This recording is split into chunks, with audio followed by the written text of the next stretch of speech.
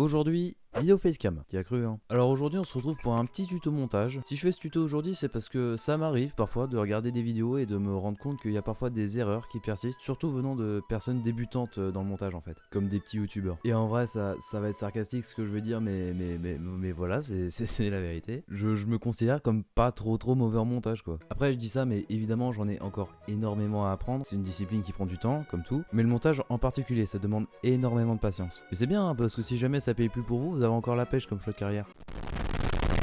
Cette vidéo sera divisée en plusieurs parties et je vous propose d'attaquer tout de suite.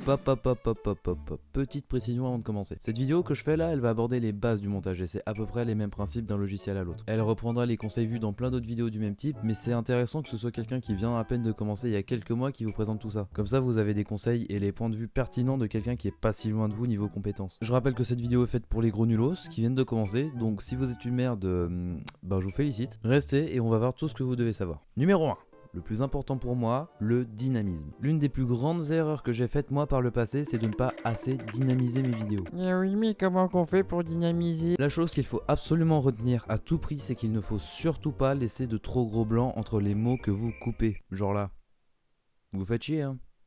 C'est normal. Faut faire hyper gaffe avec les cuts. Si vous voulez un maximum de dynamisme, il faut que vous soyez exigeant avec ça. Après, abusez pas non plus, hein, sinon ça va juste pas être agréable à regarder. Sinon, ça va juste être irregardable. Autre point super important pour le dynamisme, les keyframes, les déplacements d'image et les zooms. Je vais commencer par vous expliquer ce que c'est qu'une keyframe. Key en anglais ça veut dire clé et frame ça veut dire image. Les keyframes ce sont donc des images clés si vous voulez. Donc le principe d'enchaîner des images clés en montage, c'est de faire associer une échelle à un moment précis du clip. J'instaure une échelle au tout début du clip, j'appuie ensuite sur ces trois petits boutons, ce sera à peu près la même chose sur d'autres logiciels, je place ensuite la tête de lecture à un autre endroit du clip, et voilà, l'image zoomera, se déplacera en fonction des échelles que vous avez instaurées. Si je mets mon échelle à 100 puis après à 200, ça zoomera, et inversement. Vous pouvez aussi déplacer des images sans pour autant zoomer dessus. Placez votre image sur le côté de l'écran, placez une keyframe, déplacez la tête de lecture à un autre moment, déplacez votre image, et normalement la keyframe se met toute seule. C'est magnifique. Imaginons que je veux traquer, je sais pas moi, cette magnifique souris Razer, et je vais utiliser plusieurs images clés que je vais mettre à la suite, comme ça. C'est beau hein. Voilà, amusez-vous à tester plein de trucs, les possibilités sont quasi infinies. Deuxième point important, remplissez votre bande son. Je vois beaucoup trop de gens qui se contentent juste du son original de leur vidéo, puis une petite musique mais sans pour autant rajouter d'autres trucs. Beaucoup pensent que juste mettre une petite musique c'est bon. Ah certainement pas non. Un truc que vous pouvez essayer de faire c'est d'appuyer certains éléments plutôt drôles avec des bruitages, comme ça.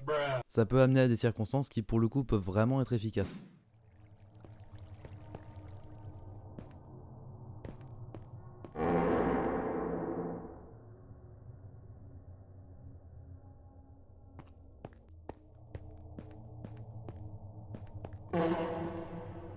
Vraiment pensez à mettre des bruitages. Et surtout faites attention quand vous choisissez vos musiques de prendre un truc qui colle avec ce que vous êtes en train de raconter. Petit aparté, on va parler un peu logiciel. On est beaucoup à se questionner sur quel logiciel de montage choisir. Pour ce qui est de moi, j'utilise Filmora parce que c'est le moins cher. Et aussi parce que ça répond à mes attentes, c'est-à-dire une utilisation non lucrative et plus ou moins perso. Le logiciel coûte une centaine d'euros, on a plein d'effets déjà installés et on n'est pas vraiment limité avec. Pour ce qui est de faire un choix parmi tous ces logiciels, si vous ne comptez pas vous en servir souvent et à but non lucratif, faites comme moi. Après si vous avez des plus gros projets pour une plus grosse chaîne YouTube ou quoi au caisse, vous pouvez éventuellement vous pencher vers Vegas ou Premiere Pro. Je suis pas complètement expert dans ces logiciels là, mais la chose que vous devez absolument retenir, c'est de choisir un logiciel qui correspond à vos attentes et du prix par rapport à vos attentes. Numéro 3, coupez vos distractions. Un des gros risques quand on fait du montage, c'est d'être distrait pendant qu'on travaille. Le plus souvent, c'est une notif qui vient de ton serveur Discord et c'est vrai que t'aimerais vachement rejoindre tes potes jouer à DMZ que de continuer à monter ton truc. Ou d'autres fois, c'est une vidéo qui vient de sortir sur ma chaîne. Pour le coup, je t'autorise à faire une pause parce que ça vaut le coup. Mais il y a beaucoup d'autres trucs plus subtils que les notifs. Notamment quand tu vas sur internet pour chercher, je sais pas, un même Jojo Bizarre Adventure.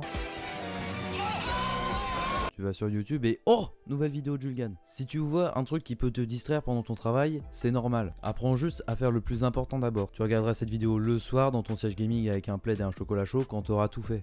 En anglais, je précise. Je dis pas que tu seras plus tenté de te distraire juste après cette vidéo, mais travaille-le, tu verras que ça viendra tout seul. Si on pense à ça, mais aussi à ce que j'ai dit au début de la vidéo, c'est-à-dire que oui, le montage, ça prend du temps et ça demande patience, et c'est quand même très important de repousser au maximum tes distractions pour que tu aies toujours envie de bosser. D'ailleurs, si t'as Discord, je te propose d'activer le mode ne pas déranger, ça t'aidera dans ton travail. Venez sur mon Discord d'ailleurs. Bon, on va passer à la conclusion.